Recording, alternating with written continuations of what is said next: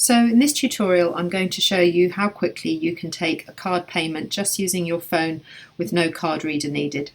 So if you're starting on the dashboard and you want to register a payment against an appointment, you can either go straight down to the appointments area of your calendar and just click on where you want to add the actual payment into with your card, or you can go to the top left hand button. There's three small dots just to the left of the burger bar, and by clicking on those you'll see the top option is for next appointment, which you can add a payment into. If you want to scroll back and find another appointment where you want to add a payment in to register the payment, you'll go to the next appointment that you've got showing there, and in the bottom right hand area you'll notice that there's a button called Add Payment. So by clicking on the Add Payment button here, you'll be able to see all the details get filled in automatically for you for £70. If you want to take less, you can just reduce that amount down and put the amount that you're actually wanting to take on the card payment, but it won't let you take any more than £70 as a safety measure. So you'll then scroll further down and you'll notice that you've got a button there that says Card Payment just at the bottom there. And so by clicking on the button Card Payment, it will ask you, are you sure that you're going to go to the card checkout? So by pressing the card checkout button, this is now going to connect you to your Stripe account, which you'll need to have set up beforehand. So you'll notice that I've got this in test mode. You won't have that test button showing, but it's got your logo in the top left hand area, and also the pay button is showing in green. You can change both of those things in your Stripe dashboard, and there's a separate tutorial to help you do that. So at the very top you'll notice the amount of £70 is being charged for the service that you're offering here of Russian eyelash extensions, and you'll see that the client's email address is already pre-populated.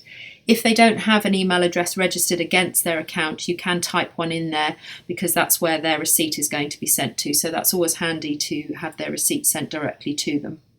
Underneath that you've got the card information box, and you can type in your 16-digit card number manually at that point if you want to do that, and just copy it across and then enter in the month and the year of the expiry and the CVC. If you're on an iPhone, it's got a handy feature which means that you can scan the card.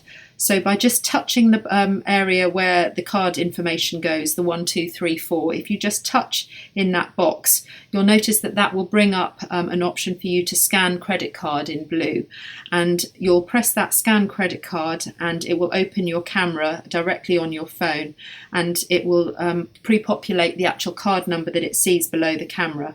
And sorry, it happened quite quickly. Let me just press that again so that you can see. So you would just literally hold that over the top and it will copy in the number, and if the lighting's good enough it will also enter in the valid through date, and just leave it for you to just put the CVC, which is on the reverse side of the card. Just do double check and cross-reference the phone digits, the card digits, just to make sure that you've copied those across correctly. For our purposes here, we're going to just enter in a test card number here for this demonstration purposes. So you won't be able to use this to charge anything. And then you put your CVC number in, and then you just also enter the name on the credit card or the debit card, just so that that will match for their records. And then you also need to put in the postcode or the zip code into this box at the bottom here.